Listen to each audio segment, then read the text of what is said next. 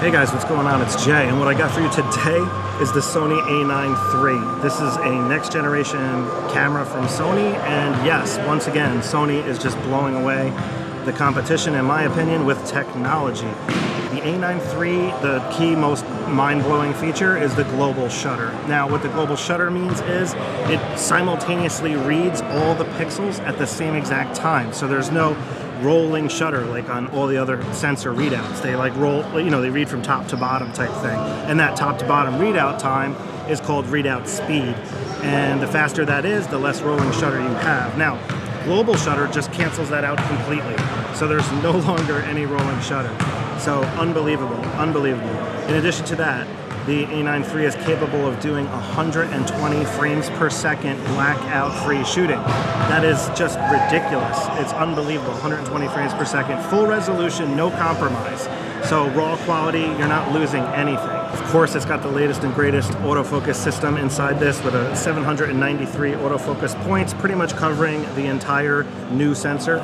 And the sensor is 24.6 megapixels, which is, pretty much the sweet spot for maximum performance as far as speed and also enough resolution to pretty much do whatever you need to do. So guys, another unbelievable feature that the A9 III has that makes it like a game-changing feature is the 1/80,000th shutter speed, max shutter speed. So 1/80,000th is the max shutter speed on this camera. And that works with flash. So it also will sync with your flash at 1/80,000th of a second. It's like hard to say. In addition to that, the camera body has been enhanced. It's got a much beefier grip. The grip actually reminds me of like the A99 II grip a little bit.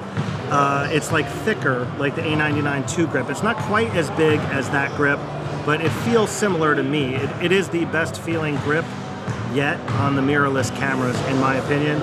Looking at it from the port side, guys, we got a bunch of ports, and because this is a sports camera, it has the FTP ports on the side. I'll show you an image. I got a better image of the ports.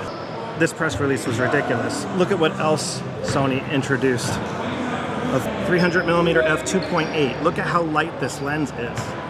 I could literally hold it with one pinky.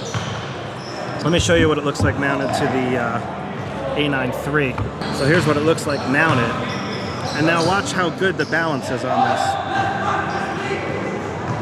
Look at this. You can balance it on one finger and it's just perfectly balanced. That's how the engineering on this lens is just next level. Hand holding a 300mm f2.8 with one hand, and this isn't really that hard. I mean, it's definitely heavy, but this isn't really that hard. So it's about 1,470 grams, and which works out to almost half the weight of the 400mm f2.8, which again, just incredible. And because this is a G Master lens, you can expect absolute top quality sharpness from corner to corner. It's got dual XD linear focus motors in there that can keep up with the A9's 120 frames per second. And what we're looking at here, guys, is $6,000 and $6,000. So this is like a $12,000 package, what you're looking at right here. So this is really for the most hardcore users out there, of course, but it is the latest and greatest and super impressive.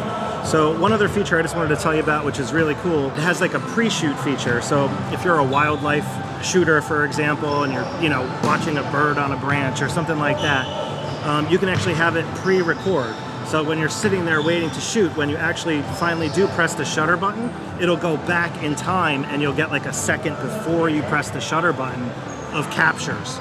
So this is really good if you're waiting for like a bird to like leave the branch and you want to catch it like just in flight.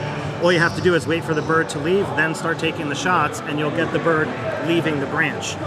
So the pre-shooting feature is really good, and you can dial it in as well, like how much, how little, and so forth. So far, I'm absolutely loving this camera. It feels really good. The 300mm is awesome. I would love to use it outside. It's a little bit tight using it in these quarters. All right, guys, thanks for checking in. I'll catch up with you later.